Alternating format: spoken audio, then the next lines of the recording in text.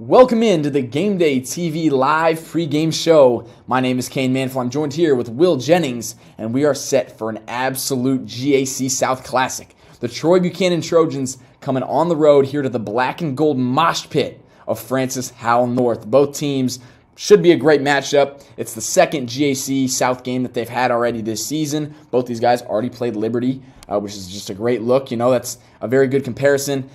This is a pre-recorded show, so we don't actually know how Troy did against Liberty as of now. We will in just a few moments as we talk pregame, but that game's happening tonight. We're recording this on Wednesday, so we'll stay tuned for that, and we'll see how this comparison gets even closer. We'll talk about some key players, some key statistics, and believe it or not, maybe the 7-5 for the Knights and the 4-8 record for the Trojans, they'd seem a little unbalanced, but these teams are more similar than you'd think. So Will, tell us a little bit about maybe these key players. Yeah, the main key player to watch out for the Trojans tonight is Brett Richardson. He's a 6'3", 220 junior who's averaging really similar stats to FHN senior Eli Bollinger. They're both averaging about 14.4 points per game. Their steals and assists are both within one of each other.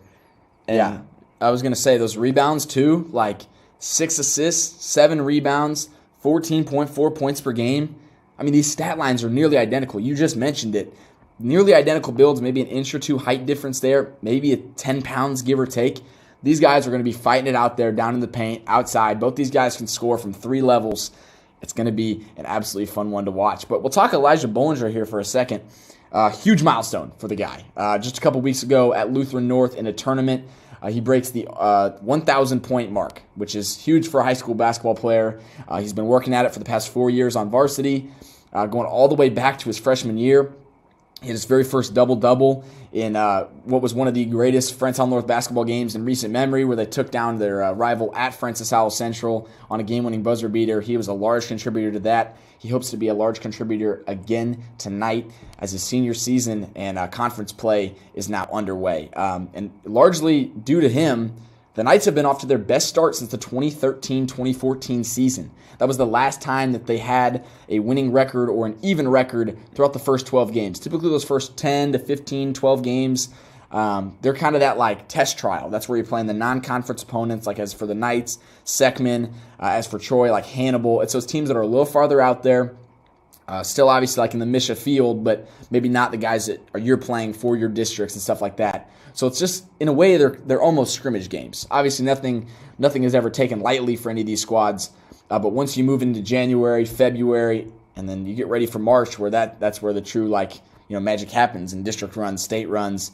That January and February period is where you're playing the people that live around you, the guys you play AAU with, the clubs and everything like that. You know these guys. These games mean more. So now is that getting ramped up? Obviously that 7-5 doesn't sound too impressive starting off your season, but for the Knights, they have been pretty poverty-stricken in terms of those first 12. We saw head coach Mark Wright in 2020 to 2021, 2022. He goes 1-11 to open all 3 of those seasons. Then head coach Larry Green takes over in 2023. He has a 4-8 season and a 3-9 season. This year, 7-5. Obviously, major improvement from 1-11s and 3-9s. So hopefully the Knights can continue to build on that as this conference play really ramps up. And honestly, I would say the biggest factor on why they're doing so well is that they are scoring the ball with high efficiency. Oh, yeah, they are, Kane. The Knights are averaging about 59 points per game. Trojans about 53. Those are very comparable stats, but points per game isn't always the best stat to compare when you're looking at 2 different teams, as strength of schedule can really make a difference, as some teams are more lenient on defense, allows an offense to score more points. Yeah, predicting these games with the points per game and everything is not always easy, right? Like you mentioned, the strength of schedule. Some teams have a higher intensity defense, and they'll win the game with 50 points, win the game with 40 points. Some teams, very offensive driven. Like there was the game a couple weeks ago against Seckman. Seckman put up 73 points. The Knights still pulled it out with 85 points. So this points per game, they are very, very skewed, very, very difficult. But it is still another interesting stat that is super comparable between the Trojans and from the Knights. So heading into our on-3 game prediction of the night, we see a 55% win rate. I'll be so honest, this is the first time I've ever called a game where the Knights have been favored to win. I was used to football season seeing the 0% win rates and the 1% win rate, 2% win rates. So it's a nice breath of fresh air to finally see that 55% win rate for the Knights over the Trojans, a projected score of 60-58. Very, very up in the air. Taking a look at those numbers, Will, what is some final notes you have for us? I just think this is going to be a great game to watch. Make sure to stay tuned for the entire thing, as both teams are more than likely going to be putting up a great amount of points. You'll get to see the rivalry between Brett Richardson and Eli Bollinger. And overall, I think it's going to be an awesome game to call. Absolutely, and man. watch. Absolutely. We have 32 minutes of action-packed basketball heading your way in just a few. Until then, stay tuned, watch the national anthem, some player intros, and we'll be right back with you in just a few moments.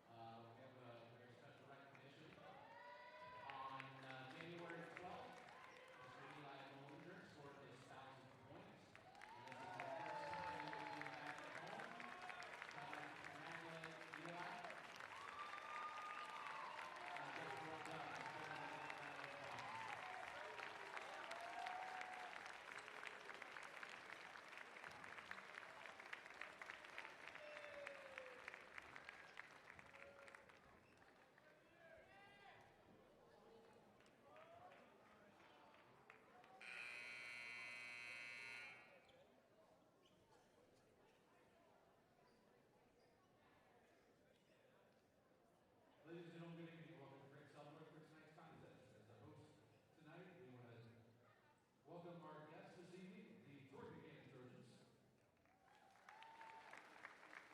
Let's wish students of both schools good luck and encourage all spectators at tonight's game. Please keep in mind that good sportsmanship is expected at Francis Howell. As we set good examples for our students, players, and youngsters in attendance. This event is sanctioned by mission and will be officiated under the rules set forth by the National High School Federation. At this time, we ask that you would please rise as we honor our nation with the playing of our national anthem.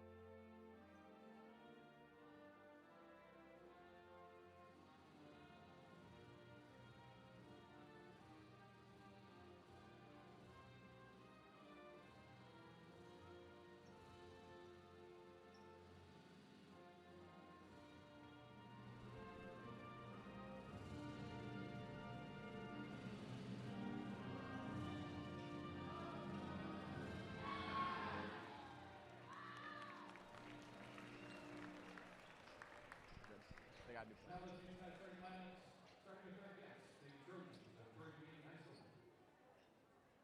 At guard, a 5'9" junior number 1, Tyler Gray.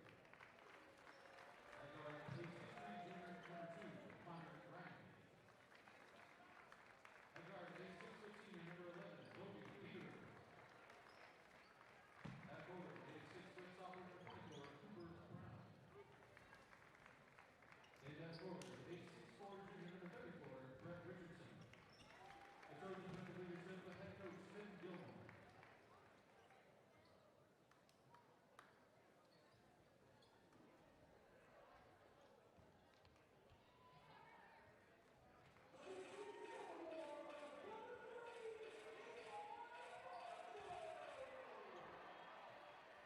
Eli has changed this whole program. He's the foundation piece we have. He's been here all 4 years, and he's been here through the good, the bad, the ugly, and he's still here. And he's reached 1,000 points. That shows the hard work and dedication he's put into the program. Congrats on 1,000, Eli.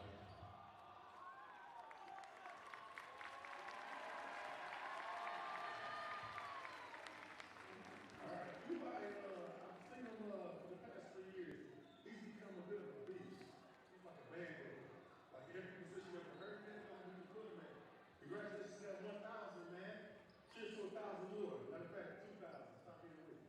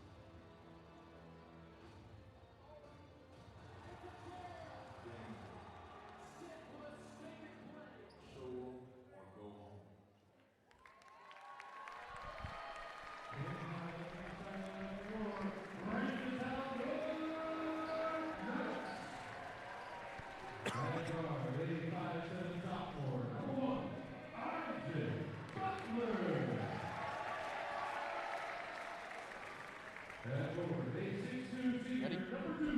Eli just had 1,000 points against Lutheran North. About 15 points a game. Don't expect that to stop.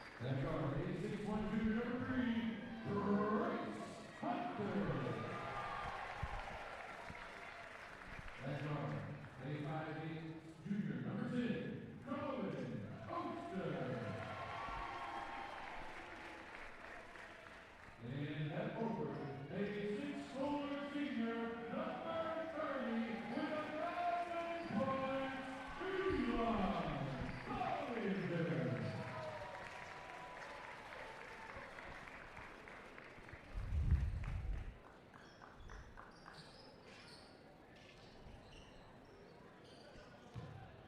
Electric atmosphere here tonight at Francistown North. My name is Kane Manfull. I'm joined here alongside Will Jennings, and tonight we are set for a GAC South Classic. It's a Friday night game as the Troy Buchanan Trojans are coming on the road to Francistown North. Will, tell us about some of these key players for the night. One key player to look out is Eli Bollinger, senior, number 30. He's a captain. He's played all 4 years on varsity. As we saw, he just hit 1,000 points against Lutheran North.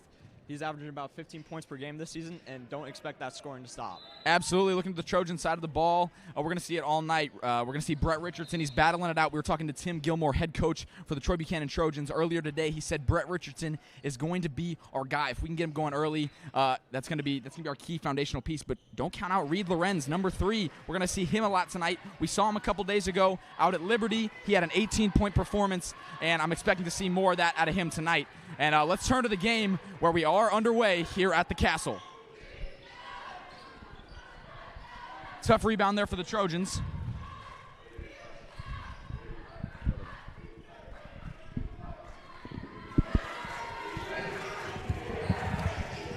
Looks inside to Richardson. Richardson fights on Bollinger. Knocked out of bounds, picked up by Oster.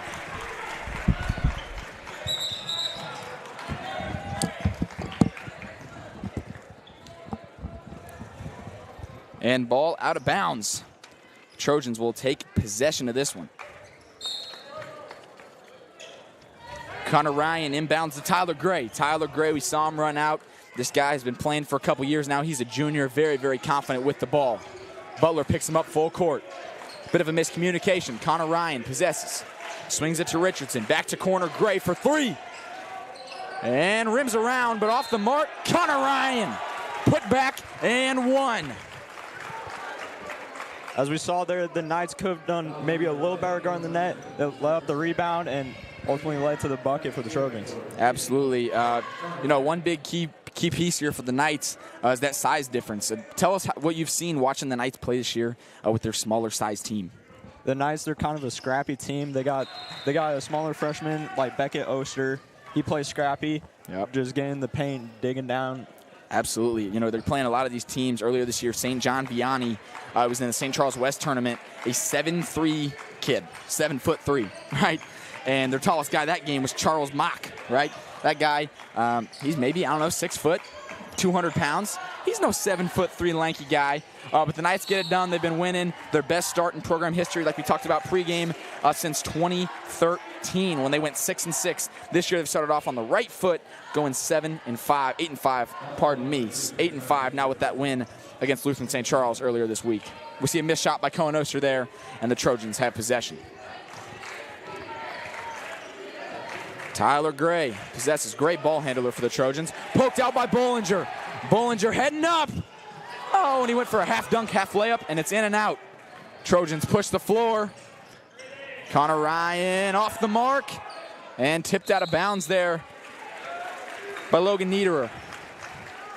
Eli Bollinger had a great opportunity there, tipping the pass, and he went, like you said, for almost like a half layup, half dunk.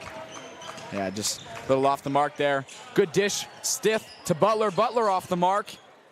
And off a lot of knees and a lot of hands, but the possession will stay with the Knights. Inbound coming.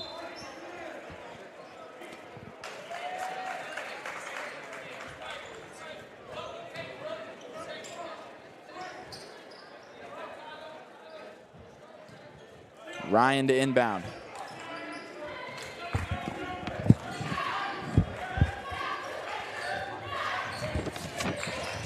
Drive down the left side. Back up to the top. Hands it back off. Drives the paint. Goes up. Shot is blocked out of bounds off the Knights.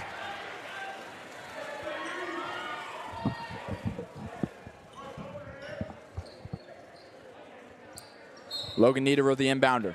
We see Gray catch it in the corner by the student section. Packed as ever tonight. Dishes it inside on a flex cut. Swings it. Corner. Three ball off the mark. Cooper Brown missed it in there trying to get that rebound was Brett Richardson. Bollinger fouled him though. Pushed him a little bit in the back.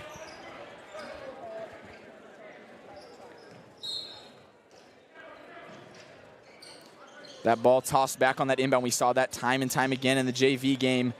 Big man will just kind of float back and they'll get a three ball set up for one of their guards. We see it there and we'll see it all night.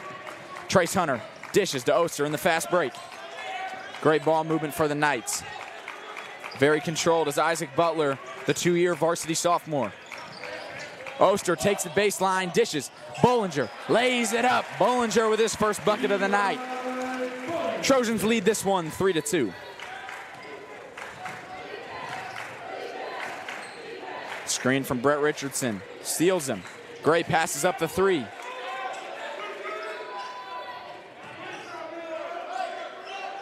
Richardson inside, takes Bollinger over the top and in.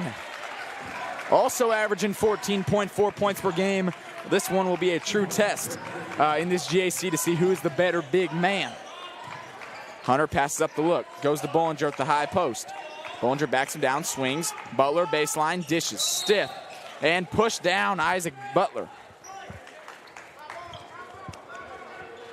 Kane, you were talking about the student section just a couple minutes ago. As we know, tonight's theme is country, and this game sure looks like it's going to turn into the Wild Wild West out here. Oh, that's a good one. Seen a lot of cowboy hats over there in this game.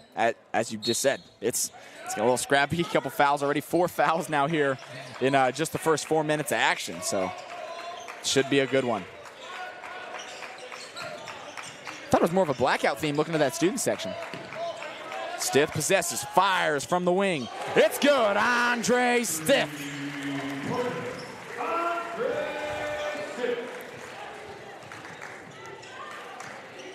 Bringing the ball up with some poise. Logan Niederer swings it to Richardson. Dishes off to Ryan. Ryan takes it in the lane, swings it. Fires from the corner. It's good. Carter Lockey.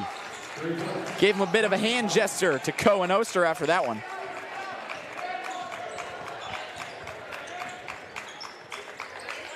Oster on the wing. Swings it up to Stith on the logo. Nearly poked out. Butler takes one-on-one.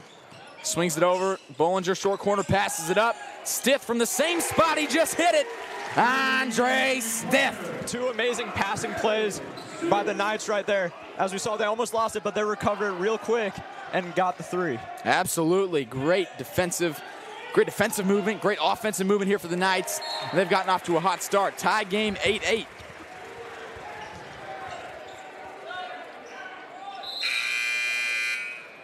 I don't know if the Troy head coach was pulling my leg. Tim Gilmore was pulling my leg a little bit when I talked to him earlier. He said Carter Lockey, Connor Ryan, pretty much questionable coming into this matchup.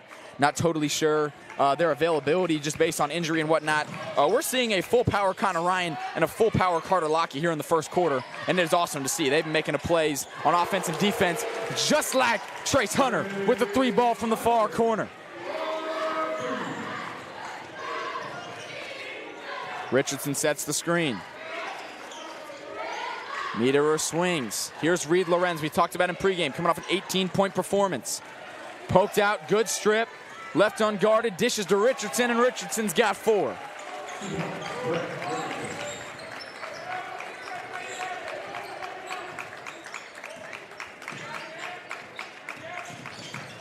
Butler retains possession. Heavy guarded offense, getting a little handsy. Reed Lorenz playing up almost a half court. Bollinger screens for the free. Isaac misses the floater. Butler just off the mark. Up the floor, Carter Lockey. Behind the back, nice move, but he's gonna lose it. Stith, here comes the jam. Throw it down, Soldier. Andre Stith.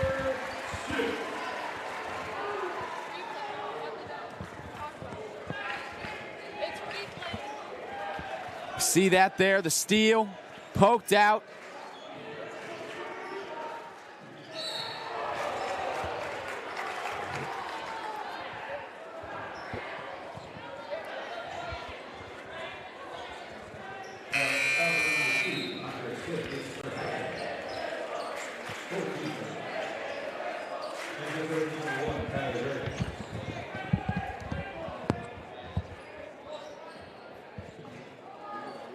Here comes the inbound for the Trojans. Sends it up to Richardson. Sends out past the 3.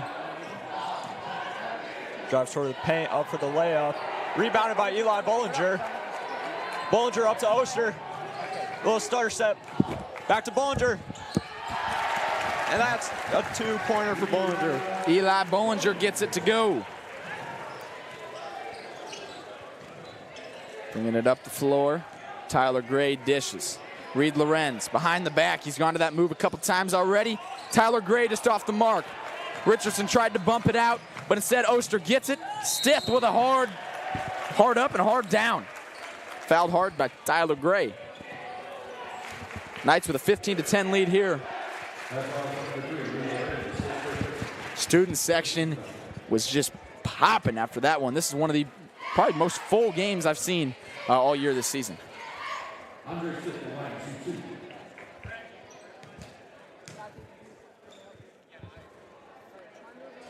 Stith from the free throw line misses his first.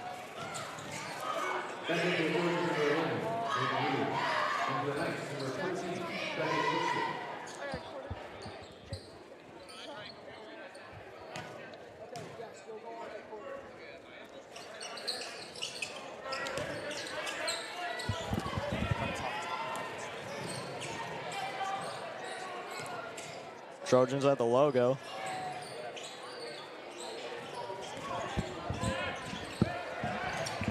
Brett Richardson controls in the post.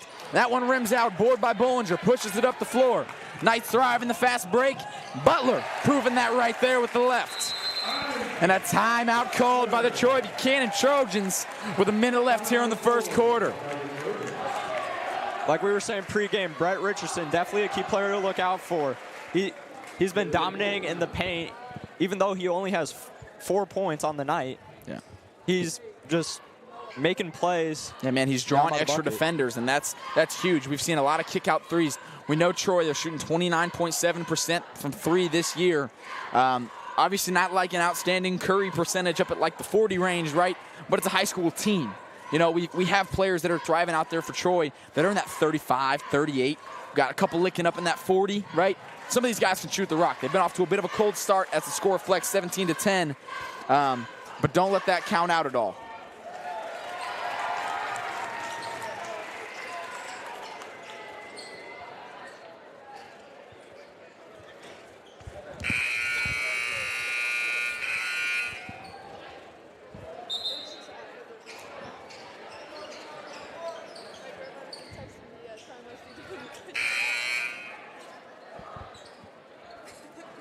Connor Ryan set to inbound this ball.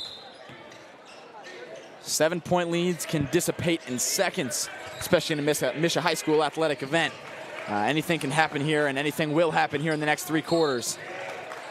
Starting off with a foul, Beckett Oster, number 14. He's a freshman on the team. Older brother, Cohen Oster. We've talked about him a little bit. Talk about what you've seen out of Beckett Oster throughout the season so far, Will. Beckett's a gritty player. As we saw, he just got a foul right there, but that's not a horrible thing. As you see, coaches like when their younger players play aggressive, they want to be out there just being competitive and contributing to the team. Absolutely. Beckett Oster, a scrappy guy. They've got a pretty deep bench here tonight, but there is one person missing over there on their bench. Head coach Larry Green. He's been the head coach here for 4 years. I talked about him in pregame. He's turned this program around from essentially, Mark Wright was the old head coach here. I don't really have a great word for it. He had back-to-back 1-11 seasons to open. He kind of fizzled out in that COVID era. I mean, again, a lot of things fizzled out during that 2020 to 2021 era. But head coach Larry Green comes in, steps in, has a couple struggling years. This year, this team is just off to a great start. A very, very well-disciplined team. Tim Gilmore, the Troy head coach, acknowledged that as well. We know they're disciplined. They're going to get out. They're going to run the floor, and they're not going to foul us too much. These guys are a smart basketball team, is what the head coach of the other opposing team said. If you have other coaches talking that highly of you, that's always a good sign. So anyway, Larry Green is not here tonight. He's out for an undisclosed reason. But his team's still performing very well, even if his presence is lacking. Charlie Mock checks into the game. Couple new faces, actually. About an entire line's changed. Isaac Butler, the only one staying in the game to possess that ball a little bit better.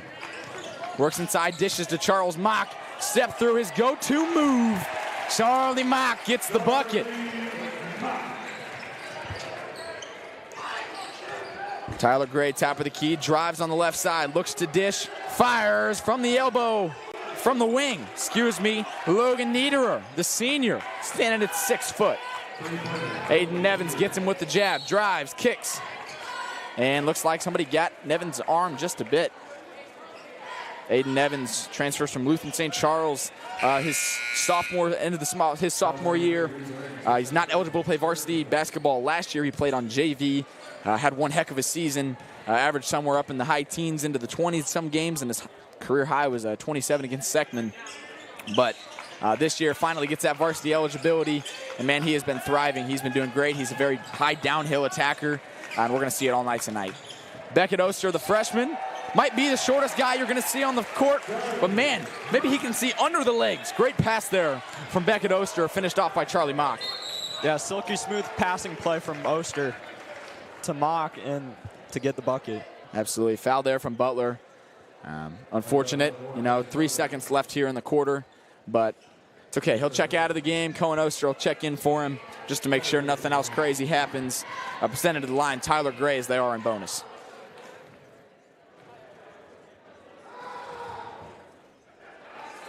Sinks his first.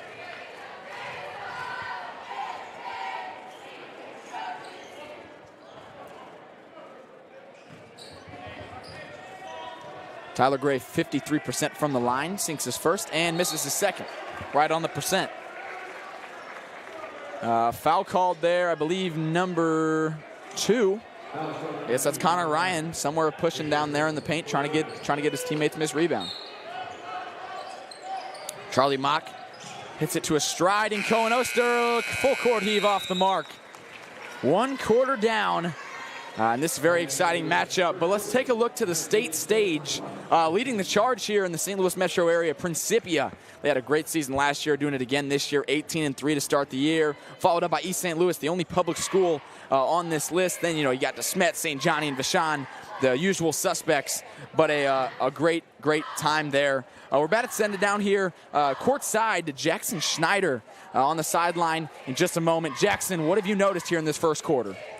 Yeah, thanks, Kane. I had the opportunity to talk to senior forward Eli Bollinger earlier today, and he mentioned the physicality this team plays with. He says that's kind of their motto there, is to play with physicality and then focus on the shooting later. So in order to really get back into this game and, keep that lead up, he wants to make sure, you're running back down court first and then, really putting a hand up in every face and being able to box out every player. Back up to you, Kane. Thanks. Yeah, absolutely. Great insight there, Jackson. We're about set for another 8 minutes of exciting basketball. Should be a great one.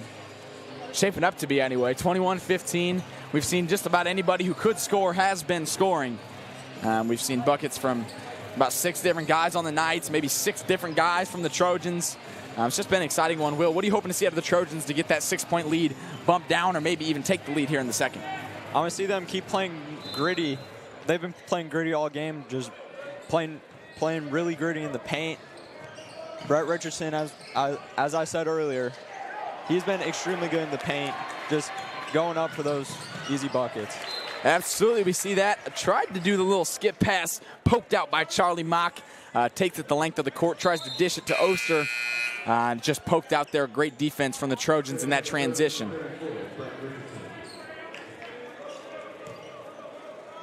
The head coach Tim Gilmore was talking to me earlier again, and he was saying we cannot let them get comfortable in transition, and they've done a great job of that so far. Checking into the game, Keemon Harris. We see him down there, number 5. Same situation, transferred from CBC his sophomore year, was ineligible to play. His junior season, he was on JV with Aiden Evans. Now both those guys move up and are thriving at the varsity stage. Tyler Gray tapping his nose, getting the play called, set. Dishes it. Niederer checks the corner, controlled. Deep fired 3. And it's on the money, Carter Lockey. That's one thing the Trojans have been good at so far. They've gone, I believe, 3 or 4 threes tonight. Yeah, they have been hot. Maybe Carter Lockey's availability was questionable, but that 3 was no doubt. Pushes it up the floor. Tyler Gray takes it one-on-one with Oster and says there's a push.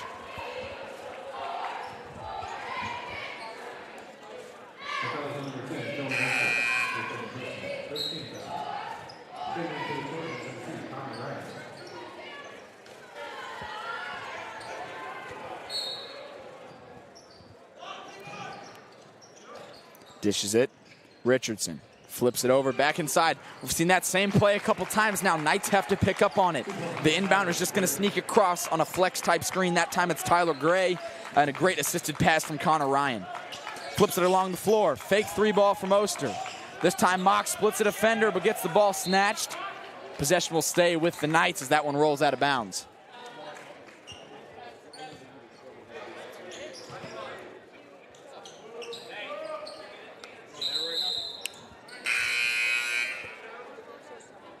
Checking into the game, Isaac Butler checks out Cohen Oster. Talk about that kind of like guard similarity that the Knights have seen this year, with all the new faces and those like kind of short, scrappy point guards. Yeah, we've seen Beckett. Beckett has been really good as a young point guard. Isaac as a point guard, like you said, he's a sophomore. They've both been splashing a lot of buckets this year. Absolutely.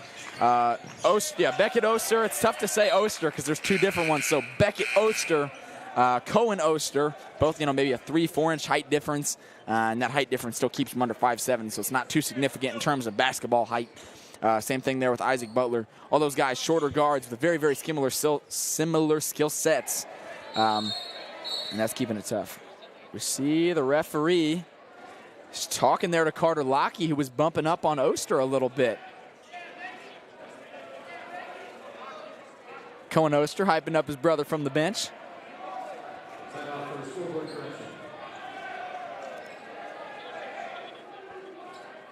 And a timeout, I believe. Nope. Excuse me, some confusion on the court.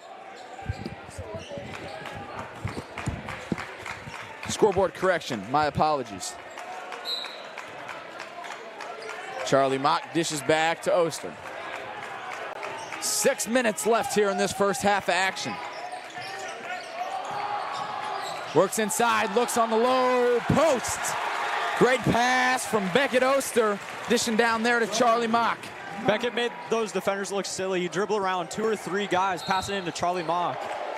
I mean, man, he's been doing that. I've been playing up. Obviously, I'm a sophomore, he's a freshman, but he was playing up with our feeder program as a 7th grader, an 8th grader. 6th grade, he was 7th grade. 5th grade, he was 6th grade. He was always playing up a year, and he was doing the same thing to every defender. That doesn't surprise me one bit. I mean, if we ever needed to chew the clock out for 2 minutes at the end of a game, give the ball to Oster, man, he's just dribbling circles, and it was no worries. A big line change for the Knights, and some of that subbing on and off might have influenced that. He stepped over the line there for the Trojans. A silly mistake there from Carter Lockey.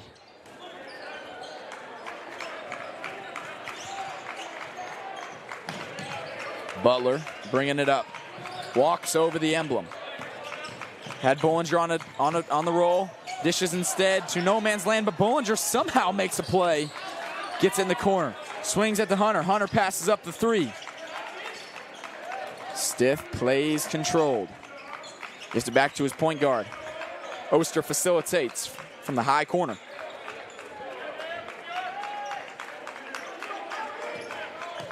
Dishes to Butler. Butler takes the drive. And that ball just went up and up and up. And all things that go up must come down. It came right back down on top of him. Picked up by the Trojans and knocked out of bounds.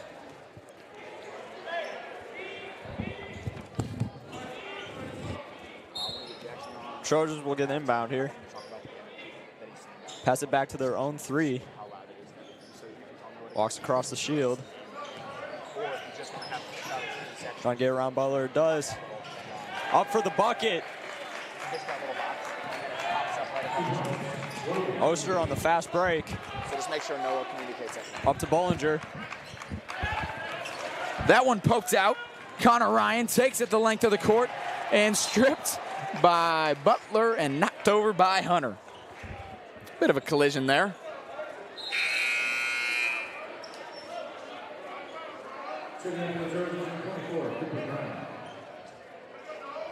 Cooper Brown checks in for the Trojans, number 24. Catches it in the corner. Tyler Gray gets Butler jumping. Looking at that flex cut again. This time a charge called. Looks like that one's going to be on Logan Niederer. He's got a couple already tonight.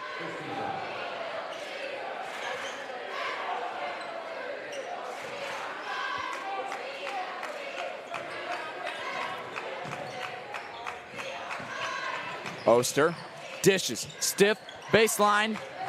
Looked like a foul. Ball was almost clearly out of bounds there, but I guess the ref didn't call it. And a hard collision on a moving screen. A lot of contact, a lot of confusion. Refs are going to have to figure this one out.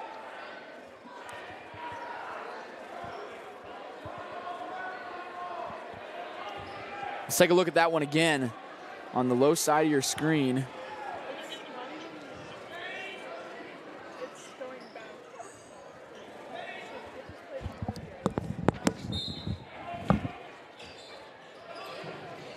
That's going to call for the foul, so Trojans get the ball.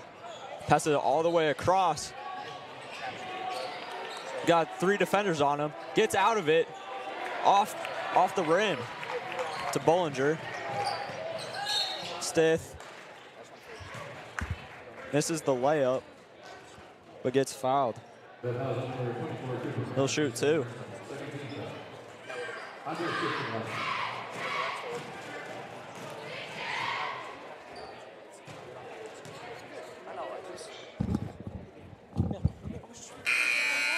Off the rim and out for his first shot.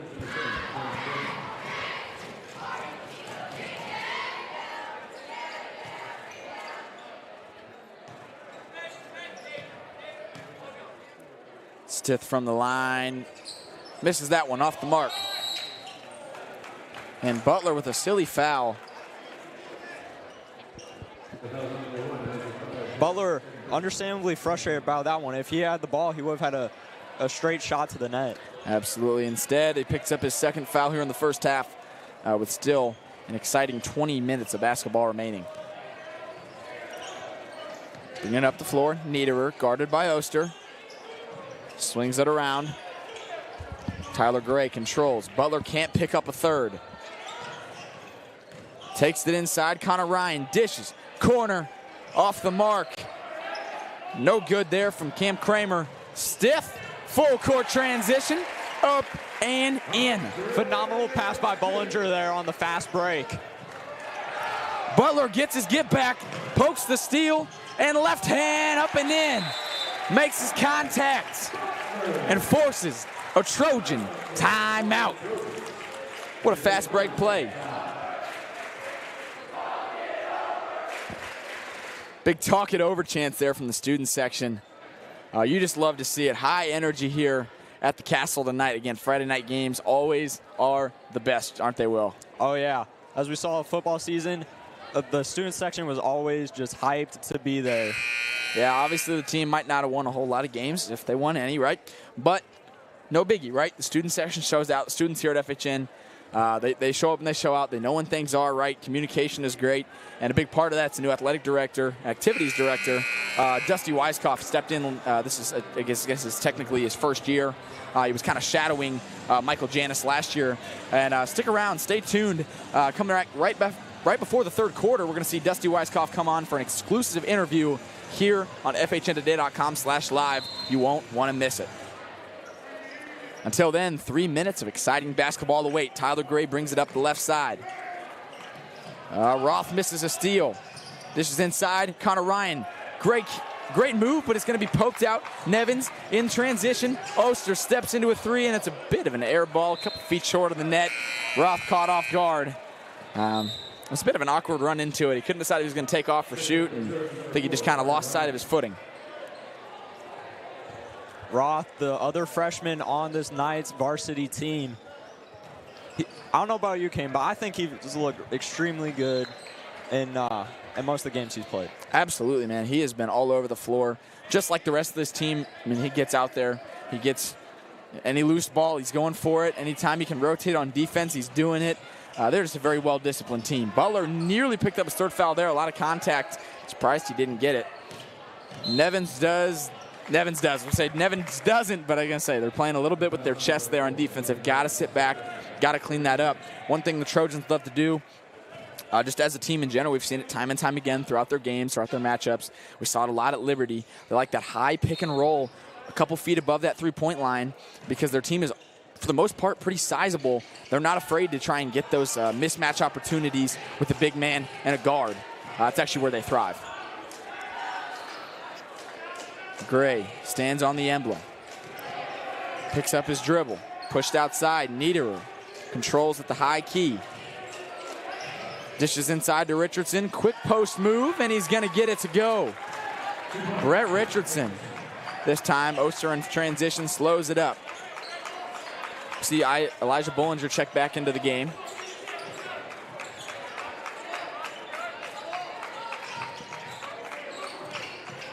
Bollinger dribbling around, crosses the lane, does everything by himself, draws three defenders, he doesn't care. Slow step Merchant, and he's going to get that one to go.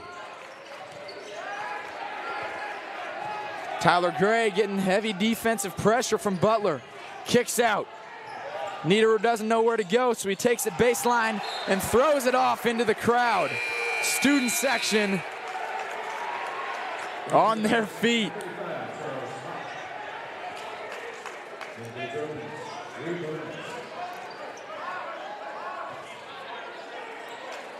Cohen Oster. 2 minutes remain in this one. Using his arm to keep him off. Looks like Gray dropped his shoulder there on the screen, but no worries. Butler from the corner off the mark, rebounded by Richardson. Gray with some speed, heads downhill, right side. Drop step, puts a shoulder into him, draws the foul, almost got the bucket to fall, but instead, 2 shots here coming for Tyler Gray. Tyler Gray is one surprise player. We didn't expect to have this big of an impact on the Trojans. No, his stats don't really reflect it. He's talking about 7.5 points per game. This guy's not doing too much on the defensive side of things. He's not averaging really any blocks, obviously, because of his shorter stature at 5'9". Assists, he's under 2. His stats don't reflect how much he's done. He has been all over the floor offensively and defensively. He's 1 for 3 on free throws now, which obviously is something that might need to get cleaned up and could obviously improve those stats further down the road.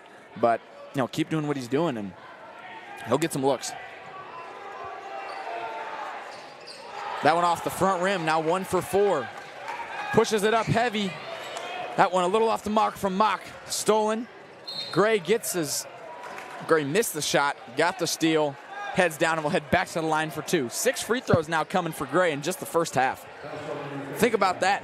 3 more makes, he knocks down these 2. If he goes 6 for 6 from the line, that's something coaches preach and something that coaches are sticklers about. If you have 5 more made free throws here, it's a 2-point game. That's a good start there. Knocks it down.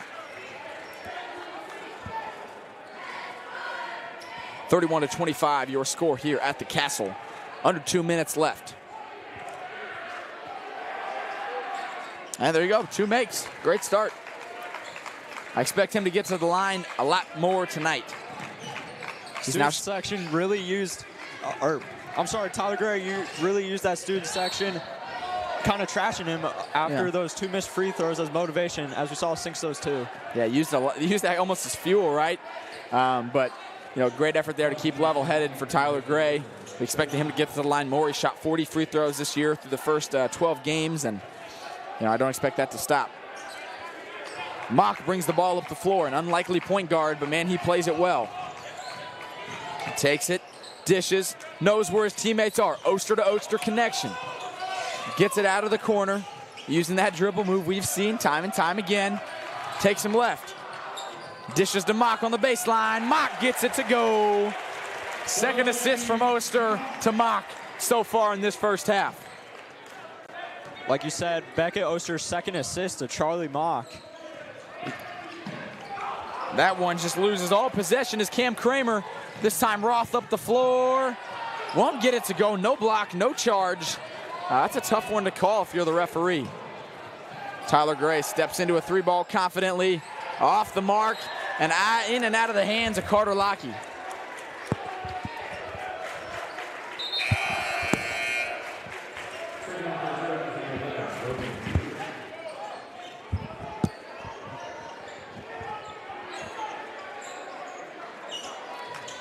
.40 seconds now. Moving the ball side to side of the Knights. Oster takes it left side. He is a lefty. And hey now, nice little lay there. Using that floater. You see him in the gym here all the time. Obviously his dad on the bench over there, Trevor Oster, actually right behind Tyler Gray right now. He's always here. He's letting his sons, Cohen Oster and Beckett Oster, into the gym. They're getting shots up, and that floater is one we see time and time again being consistently used. Reed Lorenz off the mark on the right side.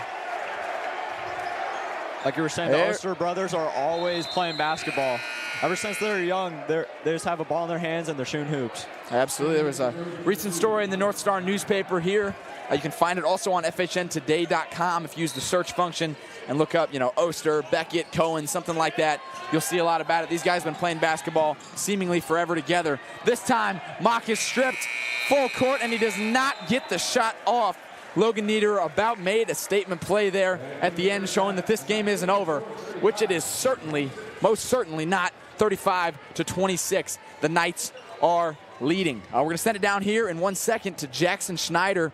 And he's going to tell us all about the energy that we're seeing down on the floor Jackson, what are you seeing down there? You're obviously right in the mosh pit of that Friends Hall North student section.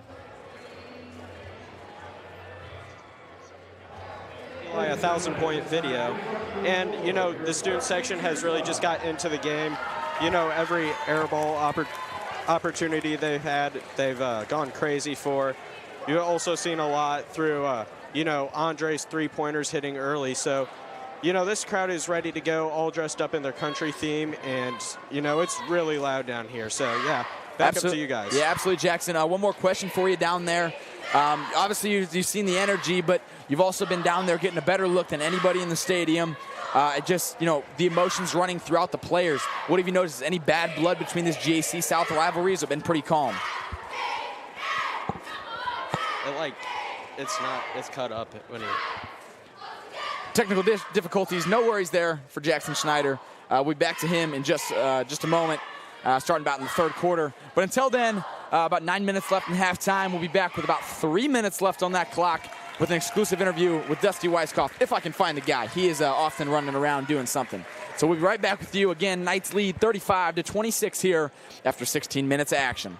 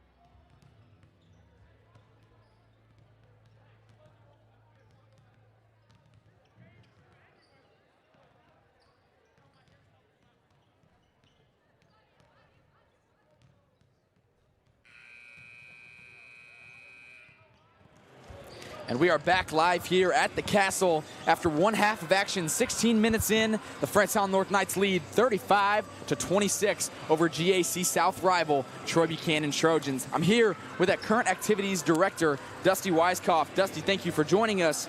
My first question for you is, throughout your first year here at stepping up as activities director, in the full role, you've made some major changes here to these schools' clubs and athletics. What are some of these changes that you're most proud of? I mean, obviously just coming in and trying to get this brand new building branded, and I think we have a great culture, and just seeing the excitement from the kids, and growing some of these programs, and seeing our attachment numbers raise. And I've been to probably, this is my 6th different school. I've been in this game for 17, 18 years. You guys here at FHNtoday this is amazing, and to see some of the things you guys do for not only your kids but our kids as far as the athletics and activity side go, it's pretty cool to see. So yeah, I'm just excited to get in here, and I don't know that there's one big thing, just different things we're doing to the buildings, and I know your next question that I'll get into. So yeah, I'm just excited to be here, and it's been fun. It's been a challenge, and the culture is pretty cool here, and I just can't wait to see us keep getting better. Absolutely. So bouncing, yeah, like you said, you already kind of prepped for this one, but you've been here, in this industry, in this business for a long time, right? You've been at a lot of different schools. What separates the FHN atmosphere from others that you've been at? Obviously this building. I mean, I think we have a first-class facility. Once our track and field events we have first-class facilities, and I think we're probably 2 years away from being completely branded on what I want to do. But just the atmosphere on a Friday night in this big gym in the castle, and it's pretty cool. Absolutely. And then obviously this brand new state-of-the-art gym. What are some of the changes you're thinking about making in here? I know you've been talking, you got some things cooking. I don't know what all you can spoil for us, but I'll go ahead and spoil it. So we're looking at I'm getting our conference signs probably up. We have a lot of soundboards, so I'm going to get our conference sign up on those boards. I have some really cool lighting system coming up that's going to go around the gym, and it's going to be pretty. It's gonna be like a concert. And then, maybe some fog machines coming. I don't know. We'll see what happens. Hey, I like it. I'm super excited. Thank you for joining us, Mr. Weiskopf. I know you're a busy man, but I appreciate everything you do and what you guys do. You guys are awesome. Keep it up. Of course, appreciate your time. Anything I can do to help you. Absolutely. Thanks you.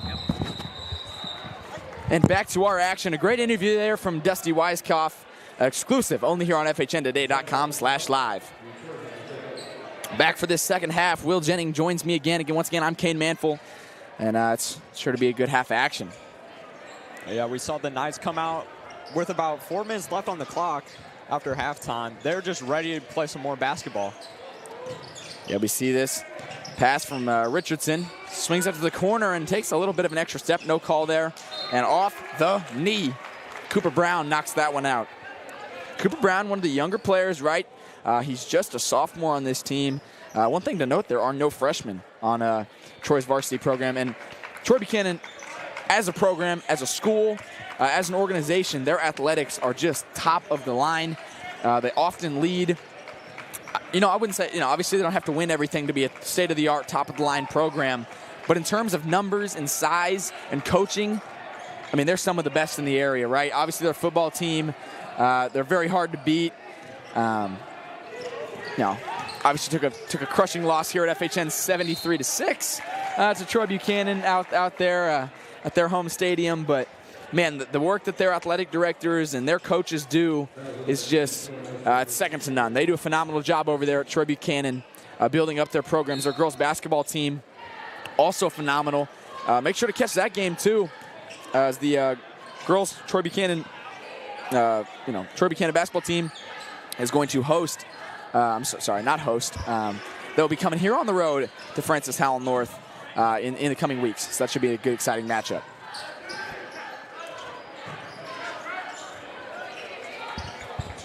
Shoots for the three, off the rim, rebounded. Richardson splashes it.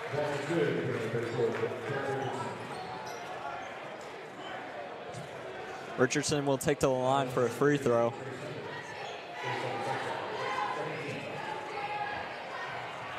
Trojans pull it within 7.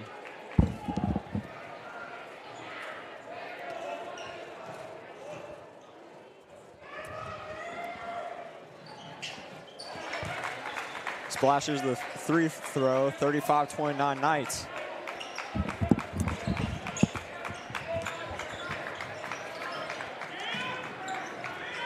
You see a hard baseline drive. Butler makes a Mahomes-like throw, and an air ball there from Trace Hunter. Rebounded Carter Lockey. Once again, was thought to be questionable, but he's made quite the impact here. We might see it. Stripped out of his hands, fouled. Foul will be on number 2, Andre Stith. Like you were just saying, the Trojans have excellent sports programs. They always come to play, and they will never back down. As we see here, they have come within 6 of the Knights. Yeah, absolutely. We see 3 fouls early from Francis Howell North, which is just not a great start. Elijah Bollinger read that one perfectly. Gets it. Whoa, and a hard push there and a flagrant foul on Brett Richardson.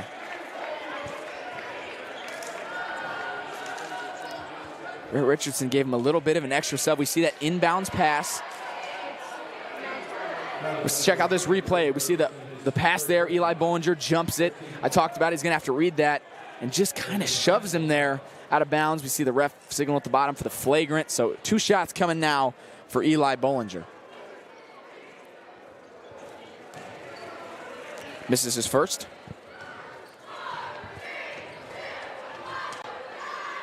And misses his second. Unlikely for the guy.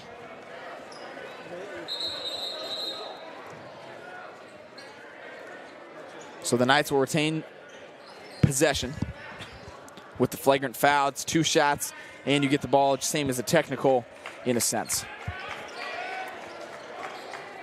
This time, nowhere to go with it. Flips it to Butler. Butler fakes out, flips it corner, Stith off the front iron. And Butler clearly frustrated about that call. Butler picks up his 3rd personal. Let's take a look at that and see where that foul was. Check out this replay. We see him drive in, kick to Stith, Stith off the front iron. Butler fighting it down there in the middle of the paint. I'm not sure I saw a foul. I mean, I typically try to play a pretty biased side. I think that was a standard box out, especially for a little guy like him. He's got to get physical. He's got to get in there, or there's no chance for him. So, I don't know. A bit of a questionable foul there. Brett Richardson dishes out with a great behind-the-back no-look pass. Getting heavily doubled. He hasn't gotten super hot already tonight. This time he's fouled on the ground and forces their 5th Knights foul. I'm sorry. We have 6 minutes left here in this contest, and we're already in bonus.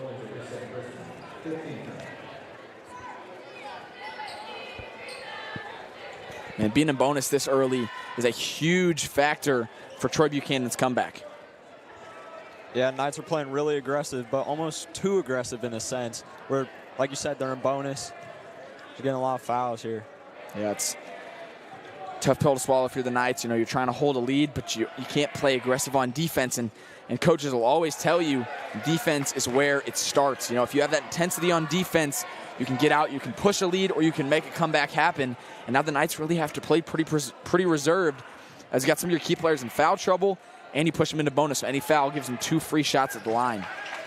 Bollinger 2 fouls himself, inbounds to Oster.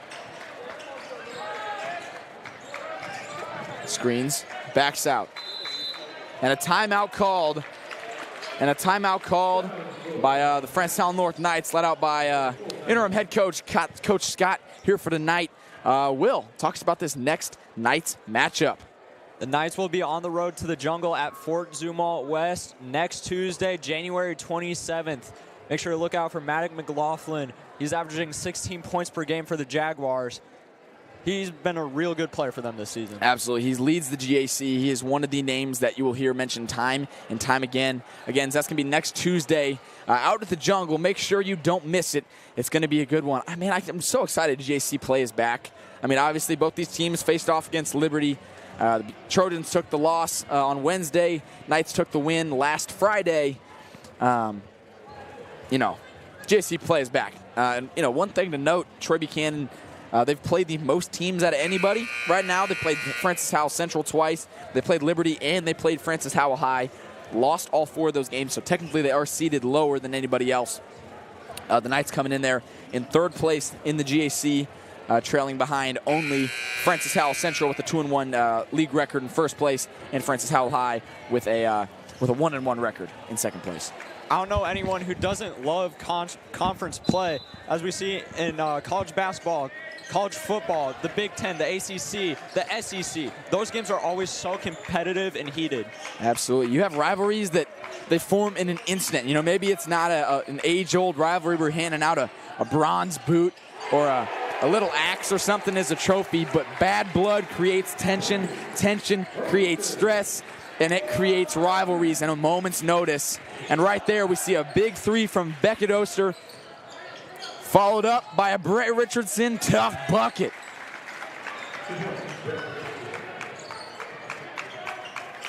Stiff gets a one-on-one look. It's tipped. Hunter flips. Oster passes up a look. Step back 3, and that one will not fall. A bit of an air ball there for Oster. Brings it up the floor with great presence. Oh, he might have had it if he turned back left, but instead he dishes. Dishes again, and that one heads out of bounds. Tipped off the fingers to Oster. Great way to stop the drive from Carter Lockey. We saw Beckett and Brett Richardson get 2 scores back-to-back. Despite the size difference, they're both phenomenal athletes. Beckett, a fellow freshman of mine, he played JV soccer, and now he's on varsity basketball. Brett Richardson, just the big man you need on a team. He's been a real impact player tonight. Absolutely. We see him box out Elijah Bollinger so his teammate Cooper Brown could get in there, get the rebound, and get the foul called and send him to the line. I believe that's on Eli Bollinger, his 3rd of the night. You gotta watch that. I see over there on the bench Charlie Mock getting ready to check in for Elijah Bollinger. That'll be something to watch. Brown knocks it down. The only bucket here we've seen for the Knights this quarter is Beckett Oster's 3. The Trojans have been getting quite a few points in the past 3.5 minutes, just looking to tear down that lead that the Knights have. Yeah, 7 points to 3. Obviously doesn't do, everything you needed as you were trailing by 9.5, but you're chipping away and chipping away. There's no such thing as a 9-point shot in basketball. You've got to play multiple possessions, and they've been doing it phenomenal right there. We see great defense. Logan Niederer on the ball. Oster drives, controls himself, dishes to Mock. Mock goes up, and it's just off the mark. Tried to force one up a little quick, worried he was going to get blocked by Richardson coming over his back shoulder. Tyler Gray dishes to Ryan. Ryan to Brown. Brown skip pass. Gray near side corner. Looks inside for Richardson. Great defense to push him out by Mock. Logan Niederer comes and takes the ball from Brown. And a deep 3, Tyler Gray, just off the mark and batted out of bounds by number 2, Connor Ryan.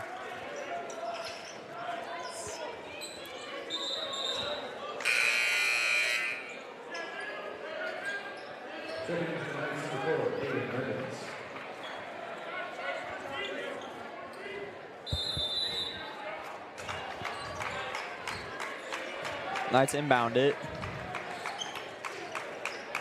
Get up to Nevins. Nevin drives to the middle. Great defense from Brett Richardson. Gets the block, pushes it in transition. Niederer, a little taste of their own medicine. A block from Cohen Oster this time.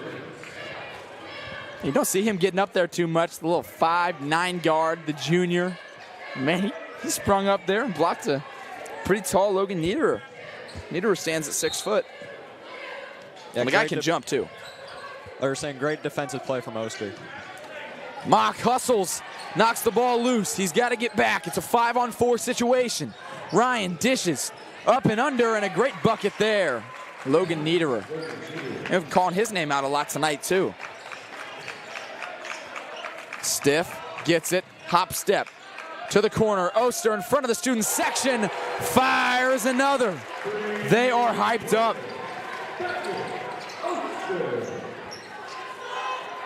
Nevins guards up on Gray.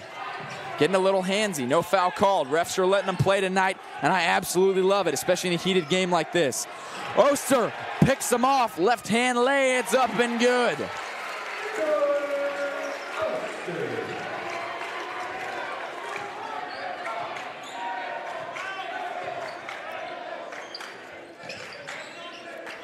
Gray controls, guarded heavily.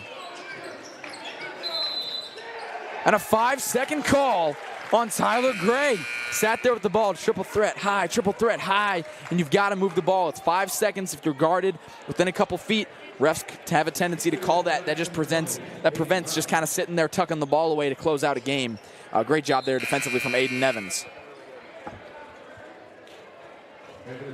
Moving the ball has been one key factor tonight. We've seen multiple phenomenal passing plays from both the Knights and the Trojans, as we've seen a Beckett Oster to Charlie Mock in the paint. Mock goes up for a bucket. Oster shoots for a 3, airballs it. Pass up to Richardson, tips it off. Richardson with the rebound and scores. And Richardson will step to the line. And we see Brett Richardson up again. He's shooting about 50% from the floor.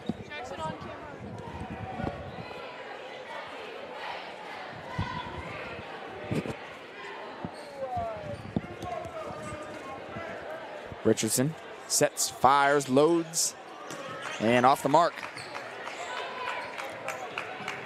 To the corner, Oster fakes the 3, dribbles in there, misses off the mark. And another great rebound. Carter Lockey pushes it up the floor. Richardson on Nevins. Nevins takes the charge, but it is not called, as he got a little on that outside shoulder. I don't hate the call. Let him play, ref. Let him play. Trying to hold this 4-point lead. Nevins fires from deep range off the mark. Man, Brett Richardson is an absolute beast in there, especially without an Elijah Bollinger to help. Wow. Up and under. Tyler Gray on the fast break. Phenomenal play.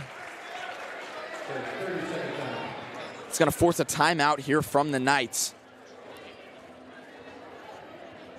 As a hockey player myself, I really, really enjoy these gritty comeback games that we're seeing here tonight. Absolutely. Let's take a look at that play there.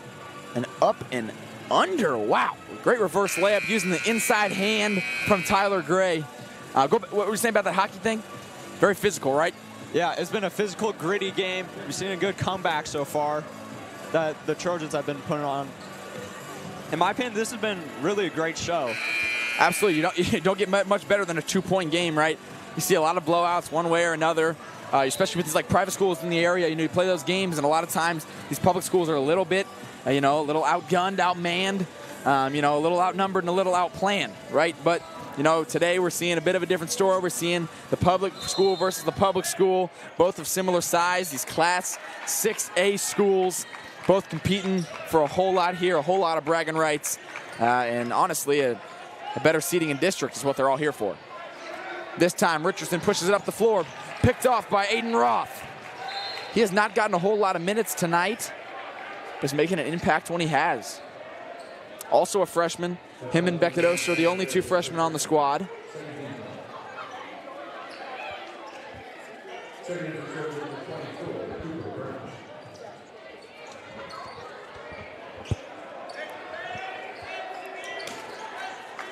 Mock retains possession.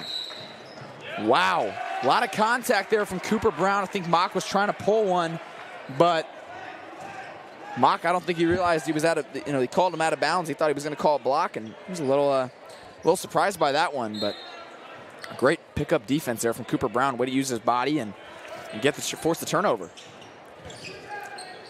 Greater Lorenz. Lorenz, a travel. Just took one extra half step, was going to head down there to Tyler Gray, and instead went to Brown, but just that little half step, it's a tough one to avoid. Certainly frustrated about that play. It would turn into a great passing play, as we saw if the whistle wasn't blown. Great press defense from Troy, but beaten well with better offense. Charlie Mock dishes Aiden Nevins. A phenomenal play. Way to break that press. We're going to see nearly go out of bounds there from Cohen Oster, but just great ball movement. We see that. Oh, he's right on the side. Flips it in there. Motions the ball across. Works it up. Charlie Mock dishes to Nevins, and the and one bucket coming.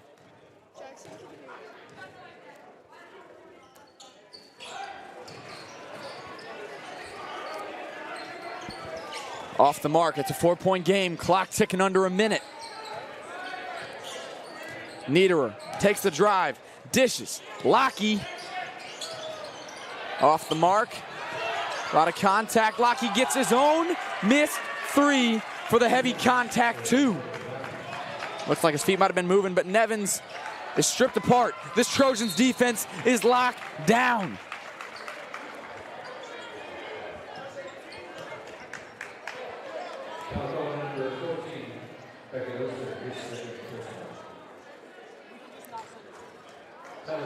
Beckett Oster's second personal foul so far through this contest. No kinds of foul trouble as of now. Going to send Tyler Gray to the line. We talked about it a lot earlier. I mean, this is now 9th free throw, and he's going to sink it through. So he's gotten to the line a lot. He's a big driving threat. We see it time and time again.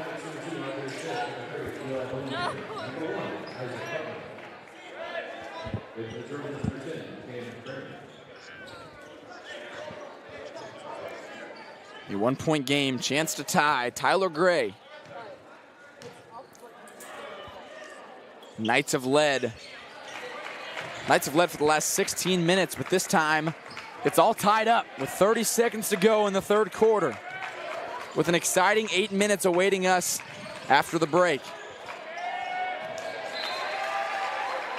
Bollinger throws that one away into the his own bench. Not sure what he saw there, or maybe some miscommunication between him and Butler, or something in the play call, but that one just thrown into no man's land.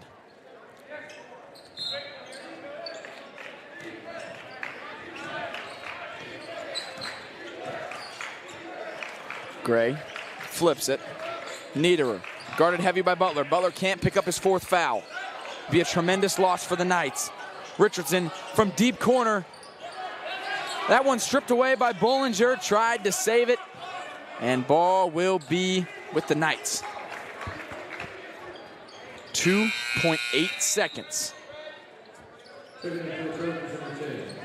Chance for a third quarter miracle with a full court heave. Bollinger to Oster. Oster steps up, left-hand floater. Way off the mark.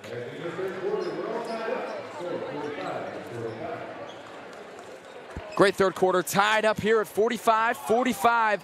Let's take a look ahead to next week for the Troy Buchanan Trojans, as they're going to host the GAC South leading Francis Howell Central Spartans. Xavier Morrison leading the charge for the Spartans. He's going to put on an absolute show. We saw it last year. We saw it in football season 2. The guy's 6'3", he's lanky. He'll put it, he'll dunk it on you. He'll shoot a little 3-ball. This guy's going to get it done all over the floor, and we're seeing so much talent out of this Trojans offense. It's going to be a great contest there. But until then, we're going to send it down to Jackson Schneider, courtside. Jackson, talk about this Trojans offense and what you were hearing from their head coach a little bit ago. Yeah, for sure. I got the opportunity to talk to head coach Tim Gilmore of the Trojans. He talked about the we over me philosophy quite a bit, and touched about how, you got to get that extra pass out when you're on fast break, picking up your teammates. That their bench has been quite as loud as a North student section here tonight, and they're really they have that close bond together, and, just making sure they can stick together as one to get through this fourth quarter together. Back up to you, Kane. Absolutely. Thank you, Jackson, for that insight. That we over me basketball. Coach Gilmore talked all about it, and it's been working pretty well for them here. They've crawled back from that down 9 deficit at half. We'll talk about kind of the part of that success here and what maybe those halftime adjustments were. Yeah, they've been playing their game this whole game. Just gritty, good passing, just getting buckets whenever they can. Speaking of buckets, Beckett Oster with that 3. Absolutely. I mean, I would say, Tyler Gray definitely in the double-digit scoring now. He's got 14.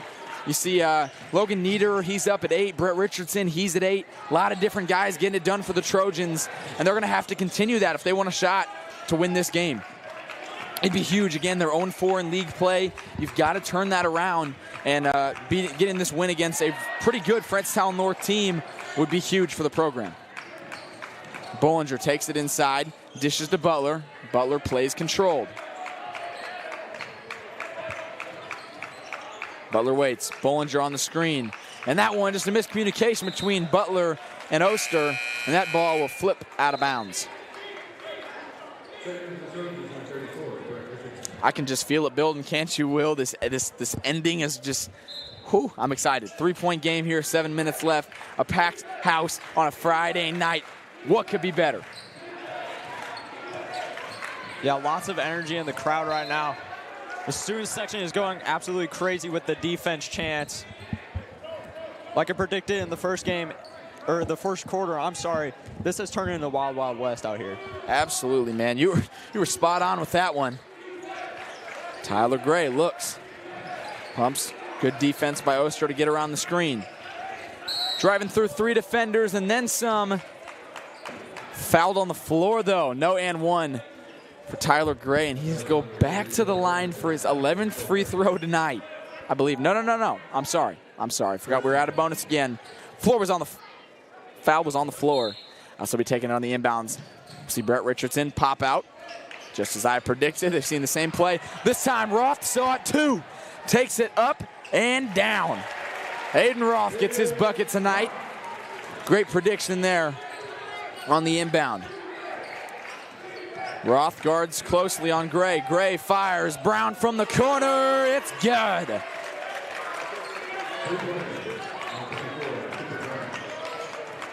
Beckett Oster showing off his handles. Ryan switches. Now Gray guards.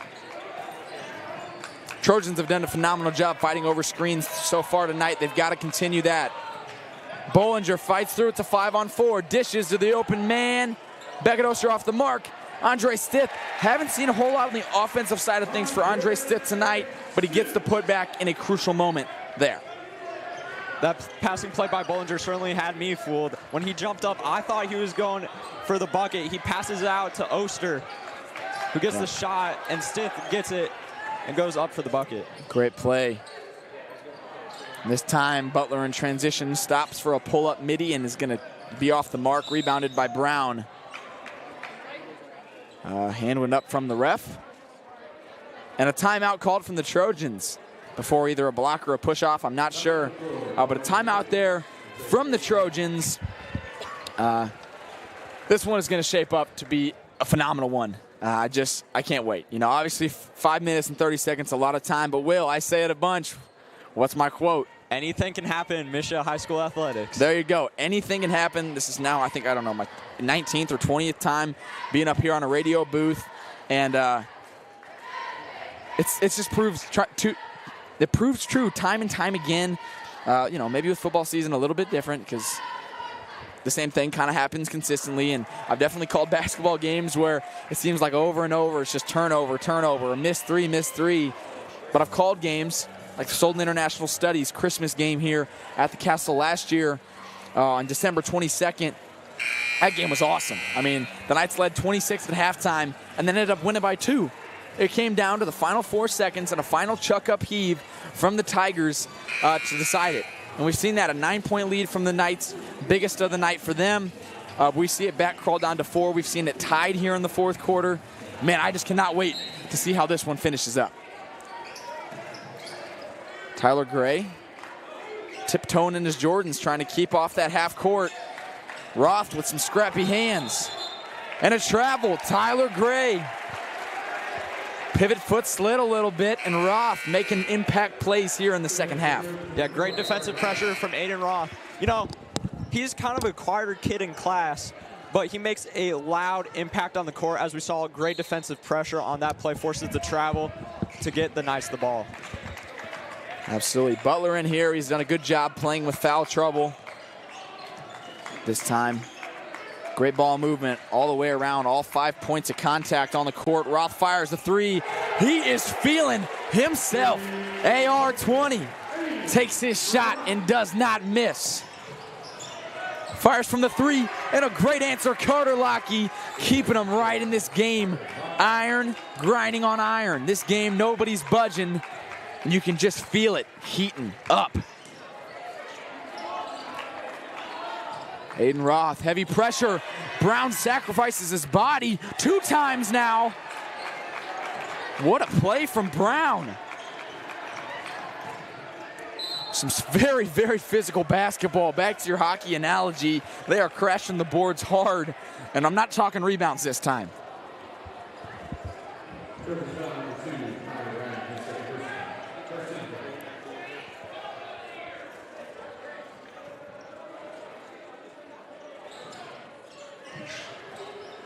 To the corner, wide open. Aiden Roth just made 1. He'll make 2.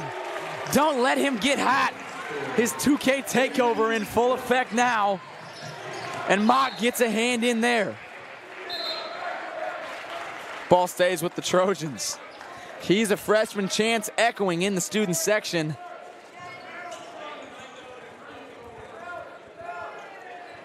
What a turn of events, an energy shift here as it seemed like Trojans were kicking, fighting back. But now you just see a big energy shift as the student section gets involved, the bench gets involved, and the atmosphere here just lit up. Trying to quiet that, Carter Lockheed again. 6 points in the last minute for him. Aiden Roth might have 2 threes, but so does Lockheed. Don't count out these Trojans. 3-point contest with 4 minutes to go. Roth fires. Oh, heat check. Not on that one. Aggressive whistling, but the ball will stay with the Knights as Butler was fighting it out there with Logan Niederer.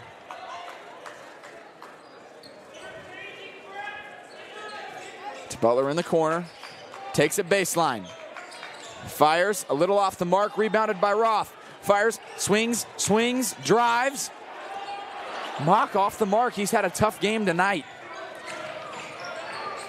Phenomenal defensively, but those buckets haven't been falling as he'd like them to. Brett Richardson using his size, using his elbows. Seems like he hit Aiden Roth there pretty hard in the face.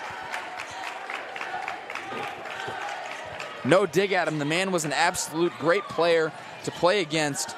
But I played against his brother, Logan Richardson, about an hour ago in the JV matchup. Logan Richardson stands at 6'7", even taller than his brother Logan, or Brett Richardson, excuse me, at 6'4". And that guy was playing with his elbows too, so probably some similar tactics there we see between those brothers. Foul there. Logan Niederer gets this crowd excited. Aiden Roth to the line, cool, calm, and collected.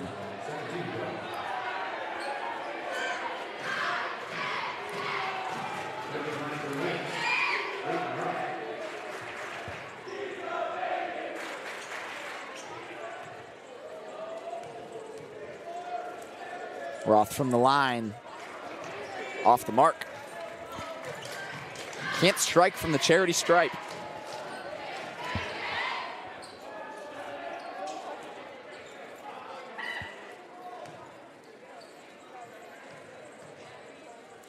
Here's Roth, cockfires, loads, and nails it. Nails it from the nail, I'd say.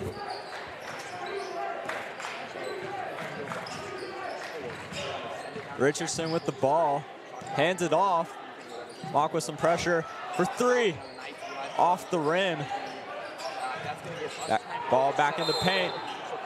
It's a foul.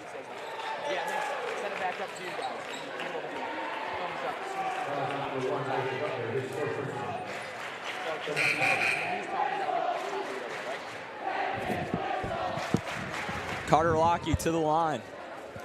Here, take his whistle chance echoing from the student section. It is a packed house tonight. Nobody's left either. That thing is filled all the way up to just about the top row, but who wants to sit in the top row anyway? If you could fill the whole staircase in, right? Got to be a little closer to this action. Who wouldn't want to be? Eli Bollinger checks back into this game for Charlie Mock. Mock's done a great job trying to limit, Brett Richardson's inside presence, but can only do so much. And he's had a little bit of an off night on the offensive boards, or on the offensive glass. We've saw in the first half he did a great job. Struggled a little bit here recently. So we see Elijah Bollinger, senior captain leader, check back into the game. 2 minutes, 41 seconds. everything on the line. And a full timeout called here by Jeremy Scott, the interim head coach once again for the Knights. Now we'll take a look on FHNtoday.com/live where you are right now. You can check out the future live streams here. February 6th, the next one, it's going to be a doubleheader where we see the girls and boys programs facing off here against the Vikings. It's sure to be a great one. And then another doubleheader. So much basketball heading your way so far this season. Fort Zumwalt West, February 20th. Is that matchup. So stay tuned for those. Again, as always, live broadcast, instant replay, pregame shows, graphic packages. Stay tuned. Make sure to check at FHN Game Day on X, on Twitter, on X, on Facebook, on Instagram. Anywhere you find your sports media coverage, make sure to follow those up and keep up with what we've got going on. There's a whole bunch of cool stuff cooking here in the FHN media program. Will, tell us about some of the cool things you've seen so far just throughout your first about semester in the program. Oh, you're saying my first semester through the program, one, there's a bunch of great people. I met Kane for the first time this year. He's a great guy. I love everyone on the sports staff team. Just been a real pleasure being around them. And absolutely. Nice shirt you got there. You saw it in pregame, that little Knights FHN Game Day polo, or that little quarter zip, rather.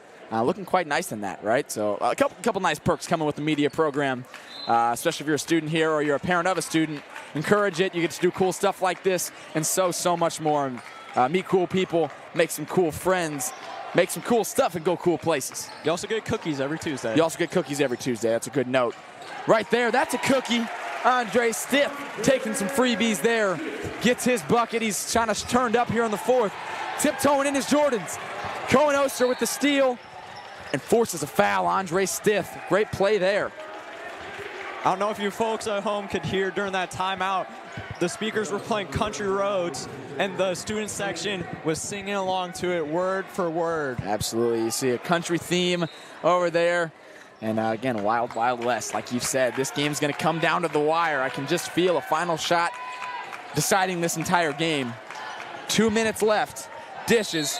Oster from three, and he was off the mark. A foul called. Looked like a blocking foul there on Niederer.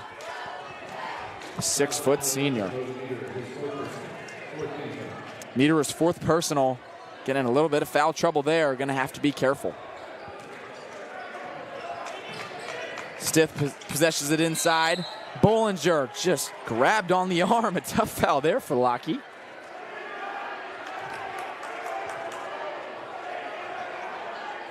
Refs are discussing if this one is going to be a flagrant. No, just a hold. Seemed like a pretty aggressive hold at that, but, people like to flop. I like to flop a lot. I think I drew 3 offensive fouls tonight playing against the 6'7" little brother of Brett Richardson, Logan Richardson, in the JV game. I was kind of flopping all over like a tortilla, but hey, man, it works. It works, right? Nothing frustrates a player more than getting called for an offensive foul, man. That kills you.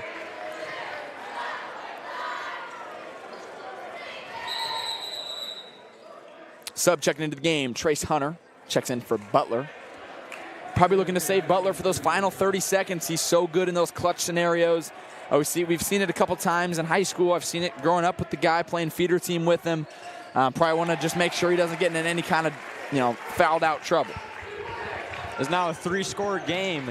Knights are leading. That was a crucial free throw from Eli Bollinger. Absolutely. This guy can perform in the clutch. He's played now over 80 varsity games. The guy knows how to play, but my goodness, Carter Lockie turn him up. Staring the student section down. 3 threes here in the fourth quarter, and he is truly keeping the Trojans in it.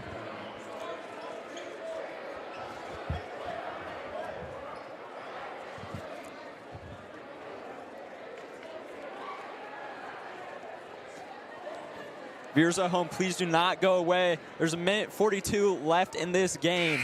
Man, how could you look away, right? Yeah, minute 42 of action-packed Mission High School basketball heading your way here on FHNtoday.com/live.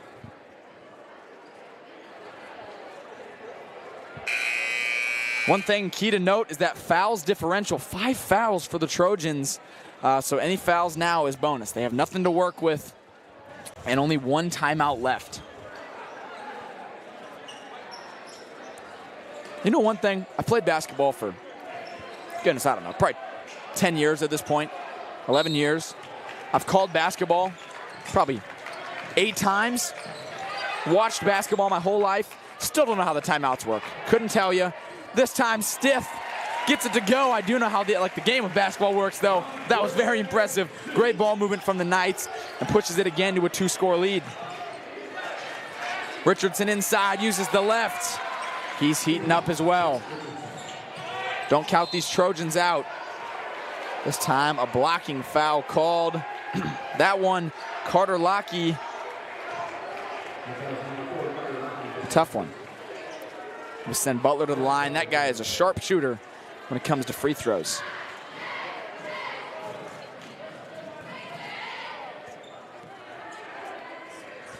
.26 for 33 on free throws heading into tonight.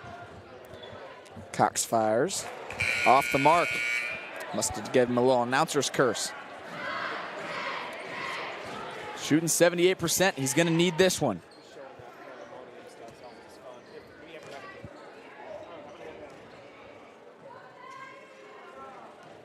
Collects himself. Fires. That one on the mark. Pushes the lead to a 5-score game. We see Trace Hunter check in for the defensive side of things. Isaac Butler checks in when it's time for offense. A great coaching scheme there. We're seeing out of Coach Jeremy Scott. A lot of time left in this game. Dishes it inside. Connor Ryan in the and one. Do not count out these Trojans.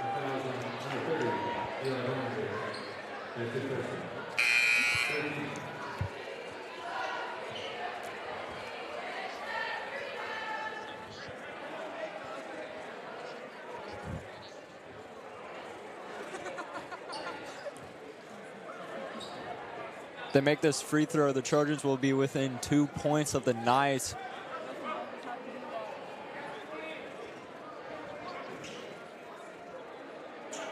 A crucial one. These last points are the difference between a win and a loss. And he sinks that one. The Trojans are within 2. Stiff, not fouled immediately. A minute to go. Mock swings. Roth controls, passes up the open look. He wants to chew some clock. Butler to Roth, nearly loses it. And a foul called. Carter Lockey, he's getting himself up there in foul trouble. His 3rd personal.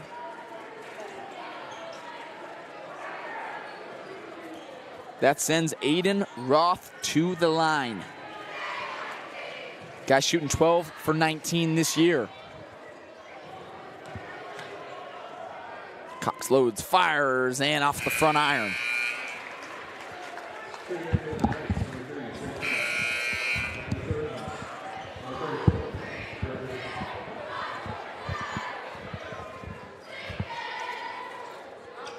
Roth sets up for his second. Off the front iron again. His legs really do get tired. No matter how much you run, no matter how many bleachers, no matter how many stairs, no matter how many suicides, your legs still get tired. Nothing emulates a real game, and we're starting to see that here. Brett Richardson knocks Mock to the floor. Mock, good recovery. Brown from 3. On the money. Trojans take the lead. Roth, they need a bucket. 30 seconds. The castle is alive. Hit in the face on that one. Head jerks back. Aiden Roth decided he wanted to take matters into his own hands. Let's check that one out. He'll go to the line again. We see that the Trojan bench on their feet, high energy. Roth controls it, takes it, and you just see a bit of a hand to the face there right before he shoots it. So that sends him to the line for 2. This time he makes it. Aiden Roth ties the game. Aiden Roth, freshman. He's a youngster, put in a high-pressure situation. Some could call this a Baltimore Ravens situation. Roth off the back iron, rebounded by Mock. Throws it off of Carter Lockey. Turn him up, fellas. Charlie Mock with a phenomenal play. Tied up at 68. And now the Knights have an inbound chance. And they want a timeout to talk it over. I would too. My goodness, Will. Some great reflexes we just saw from Charlie Mock. He sent it off, I believe, Lockie. Sent it out of bounds. It will be Knights ball when we return from the timeout. Whew, what a game. What a game it has come to turn up to be, man. You know, obviously I wanted this to be close. I was talking, you know, throughout the fourth quarter. I feel it coming down to a final shot, and you always want it to be, but you're seeing it now. 24.4 seconds on the clock. A 68-68 tied up ball game. And it's going to come down to the wire. Knights have an inbound chance. Again, like you said, great reflexes by Charlie Mock to snatch that rebound. Dennis Rodman style. Haul it in, realized he had nowhere to go, and just chuck it off of Carter Lockie.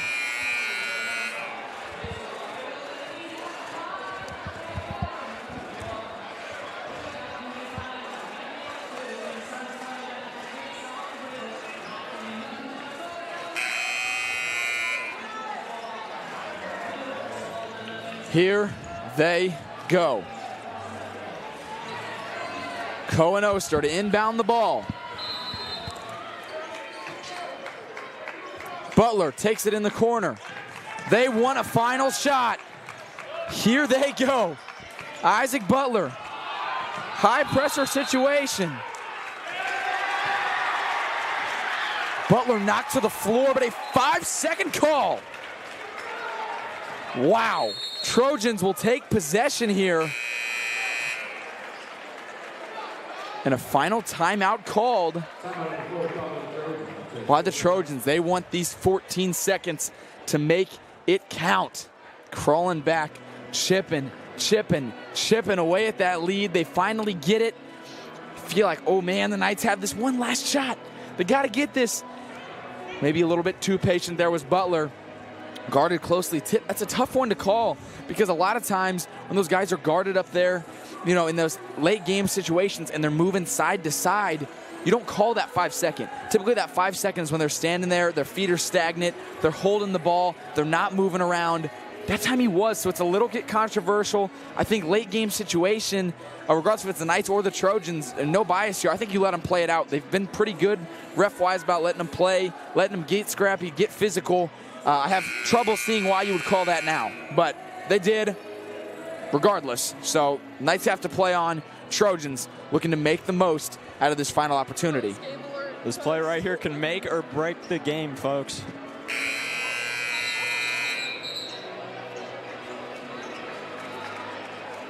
Where else can you watch this exciting basketball? Nowhere else but FHNtoday.com/live. Make sure to tune in once again on February 6th for another doubleheader there against Francis Howell High, another GAC South rivalry and a district rivalry for that matter. Here we go, 12 seconds. Tyler Gray. Does he want to do it himself? No! Blocked by Charlie Mock. Out of bounds, no, he lets him play. 2, 1, Roth. Oh, off the front rim. Aiden Roth was mere inches away. Oh my goodness. Carter Lockie gets the phenomenal pass, blocked by Mock. Roth takes it, fires it, and it's just an inch short, rims in and out. Aiden Roth can't beat himself up. He wasn't supposed to make it, but wow, what if he did? What if he did? That's a question he'll be asking for a long, long time. I don't know if he's watching, but again, head coach Larry Green not here for undisclosed reasons. He's got to be losing his mind. If he's here watching this one, whether it's here or on Huddle or getting live game updates, it would be tough to be a coach sitting at home watching this game and watching this play out. You also got to have that sense of pride. Your boys take this game, they're resilient, they keep fighting, take it to an overtime battle, which I've never seen before in a high school basketball game, at least like that I've been a part of and been ready to call. The only time I've seen it really, I guess, is looking back at that 2022-2023. Francis Howell North goes to Francis Howell Central for the annual Cross Out to Sea game.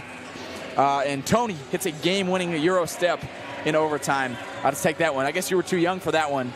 But that was, I don't know, 7th grade for me. That would have been, man, 6th grade for you, I think. It might have been 6th grade for me. It was a long time ago. But needless to say, that one ended and was probably the greatest basketball game I've ever watched.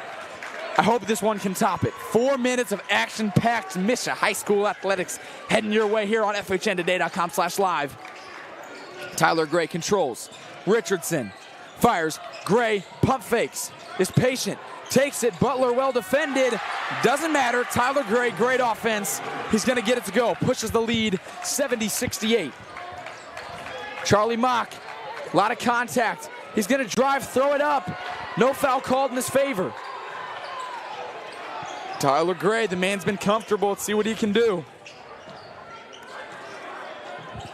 Fires it across. Lockie, he's been hot. Not there. But Gray gets the offensive rebound, even at his small stature. This time stolen by the Knights. They want to push it. Oster controls himself. Dishes, but it was just a little too late. Knights will get possession. I don't know about that call. It's a tough one to call, a tough one to see, especially from all the way over here. And they reverse it. I don't know if they got an instant replay booth or they're getting a call from New York, but they reversed the call, which is very difficult to do.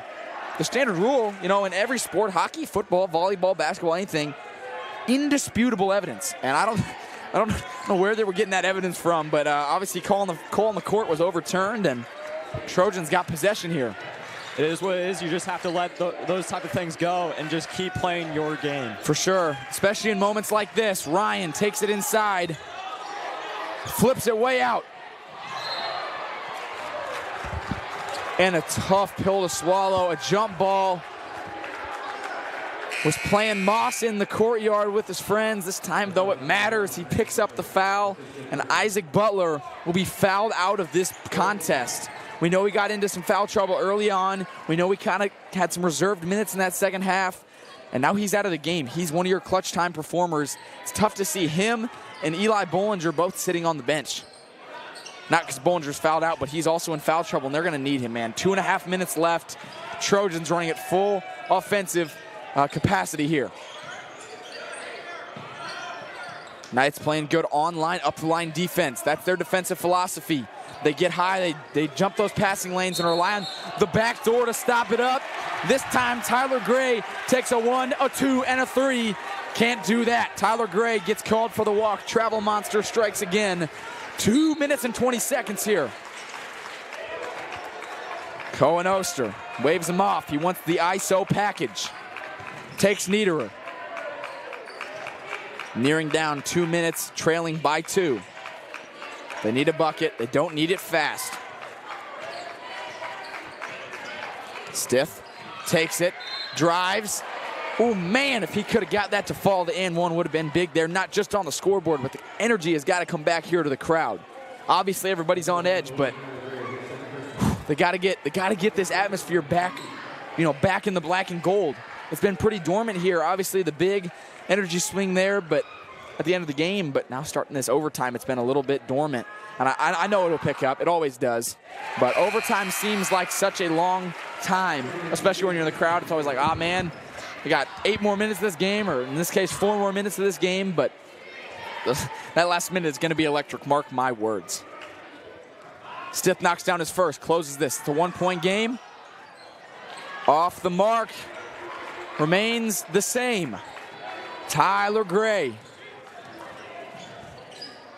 Guy's a junior, but he's playing like a graduated senior, acting like he has all the experience in the world. Cool, calm, and collected. Cooper Brown throws it over the top. Richardson gets it to go, pushes the lead to 3. Knights do not need to match it with a 3-pointer, but it would tie the game. Oster gets the drive, wants the dish, but instead he backs it out. Stiff catches it up. High court near the scorer's table. Faces up with Niederer. Takes it, dishes. Oster. Almost picked from behind, but instead he gets the floater to fall. Beckett Oster, the freshman, making a big play here in the waning moments of his GAC South Classic. Oster throws his hands up there at the end of the play. But it will be a foul nonetheless, and that will push Troy Buchanan into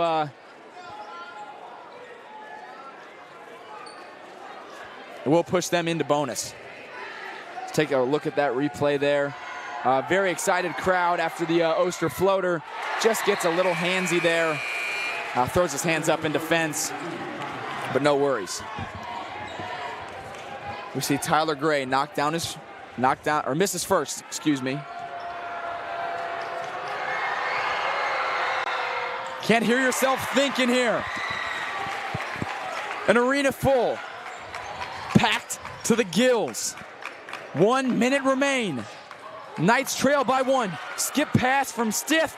Oster fires off the mark. Mock with a board, and he's fouled. 2 times now he's had game-saving rebounds. This time he has the putback chance. Can't get it to go. Mock is going to need these here. As we've seen, Mock hasn't been contributing a whole lot on the point side of things, but down in the paint, he's getting those rebounds and getting assists. Absolutely, Charlie Mock up there in the average totals. Rebounded well, scoring well. From the free throw line, he's shooting 30%, but he makes them when it counts. Ties it up, 72-72 here.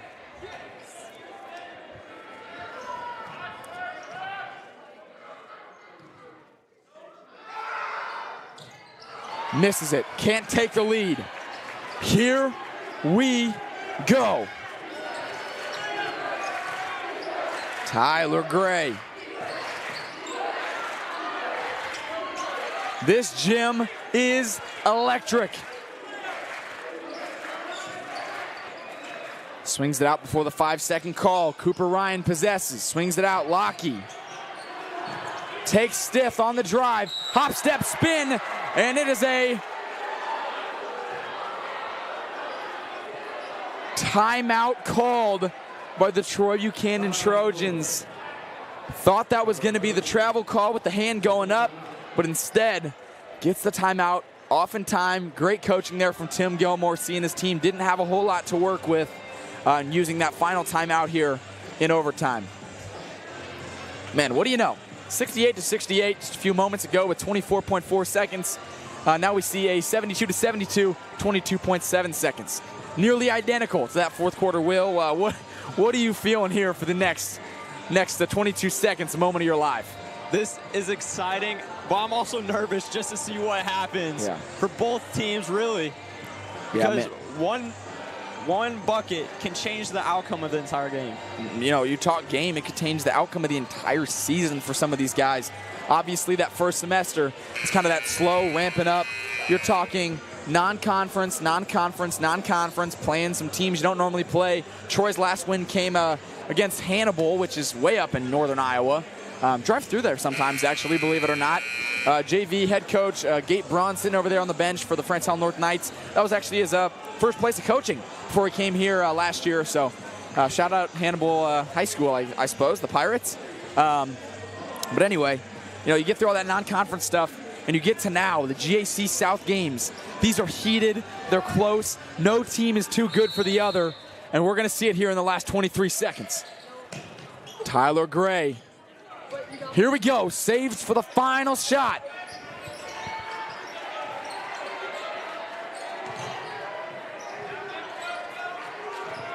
Ref calls space. Niederer. Miscommunication from the Trojans. No idea where to go. Throws it up. Richardson, and it's good. Brett Richardson, man of the hour. Oh my goodness, that was probably the most clutch play I've seen ever in high school sports. Brett Richardson shows up and shows out, picking up the first GAC South win for the Trojans. And what a better way to do it. You play 32 minutes of gritty, hard-nosed basketball. Aiden Roth almost has that game-winning bucket. And in the end, you force an overtime. You play 4 great minutes, have it tied up, save for it. What a way to end it. Brett Richardson, phenomenal layup. We're going to send it now down to Jackson Schneider, courtside. Jackson, tell us what you just saw there and the energy you're feeling courtside. Feel the energy down here. It doesn't change. I can still feel my ears ringing. This is a crazy atmosphere. You see students coming out, leaving, but it's still crazy. I think the North Knights gave a good 32 minutes of basketball tonight, and, they just couldn't close it out. So back up to you guys.